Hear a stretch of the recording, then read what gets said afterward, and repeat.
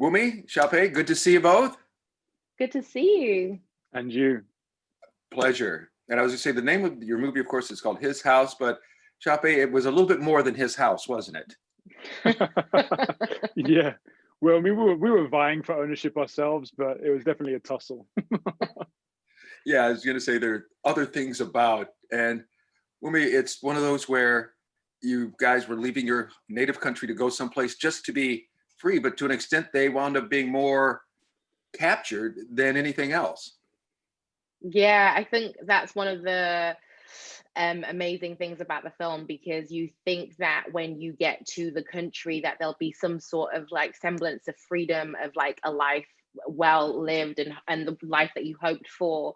But then there's this kind of limbo that you're put in, and you can't really it does feel quite trapped, like there is like a feeling of being trapped, and um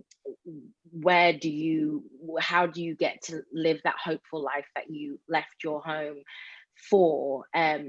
Yeah, I think that's one of the things that I really loved about the script. Yeah.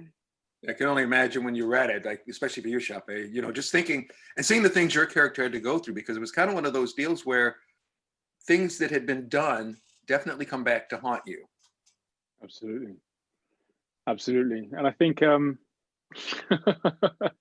there's a saying that's like, what is done in the dark will be brought to the light. I think it's something in the Bible, Mm-hmm. And I think this film really exemplifies that.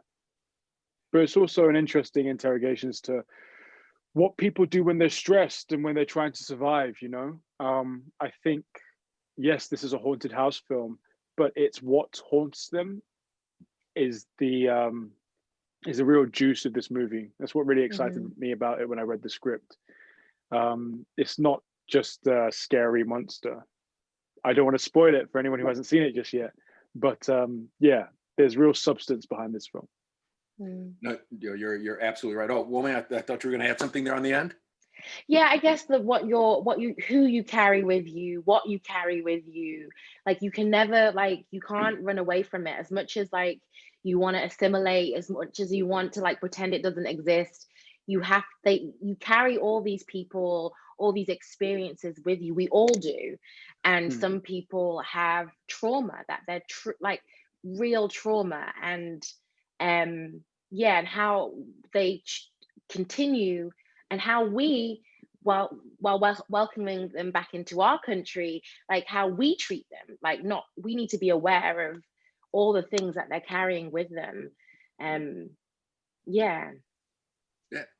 No, absolutely. Like you said, it excuse me, makes you think a lot, and also yeah, it does kind of get the fear factor going, because I'll put it to you this way: I had my wife watch a little bit with me.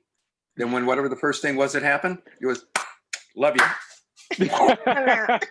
She was out of there. Okay, cool. Go back to the basement. Is it off yet? So there you go. It was absolute pleasure talking to both of you. Thank you so very much, and look forward to talking to you again. Have a great day, sir. You too. I hope your wife can finish it. Tell her it has heart. Tell her it has heart. I will. I'll leave all the lights on. She'll like that. Take care. Bye. Hi, Remy. How are you? I'm good. That is a nice wall you have behind you. Yeah. Yep. This is my kind of like whole tribute to Hollywood. And actually, this was the wall even before we started doing the Zoom stuff. Oh, is it? Yeah. Very gaudy. Nice. Yes, absolutely. And The Wiz, The Wizard of Oz, I have a really soft spot for that, because when I was younger, I used to be obsessed with The Wiz. Like The Wiz was my film with Michael Jackson and Diana Ross and Easy on the Road. I watched it all the time. And then as I got older, I was watching TV one day on Sunday, and this movie came on, and this movie was The Wizard of Oz. And I was watching it thinking, how did they just rip off The Wiz? How did they... Like, who do they think they are? I was so confused. And only when I got older did I realize that The Wizard of Oz came first. Right. So. That was like 1939 and The Wiz was like 1979, something like that, I think. Somewhere along that line. I'm all about The Wiz, man. I love Oh, that yeah. film. Oh, absolutely. That definitely was a good one. I was going to say, and your movie is truly no trip down the yellow brick road, whatsoever.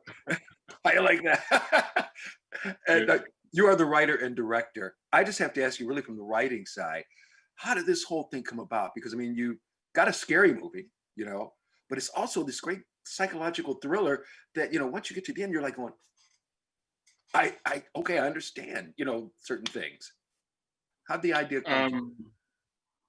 So while I was working in commercials and making short form, the production company I was signed at shared space with two producers who made features. And whenever I came into the office, I used to talk about my dream of making features. And one day they mentioned they had this project. They wanted to tell a horror film about the immigration experience, but they were hitting a wall with the current writers. And so they asked if I wanted to submit my take on it. And so I submitted this idea to tell a story, a very intimate story about a married couple, and keep it quite psychological about how these two people learn to, I guess, survive after surviving, and to fully come to terms with their trauma. Yeah, because I mean, they said this whole bizarre thing where, of course, they're trying to escape, things in their homeland where things are going bad, thinking, okay, we're going to get here and it's going to be good, and just all types of things just begin to go on, which I think in some cases would have been like, we're getting back on the boat, we're going back, let's just go.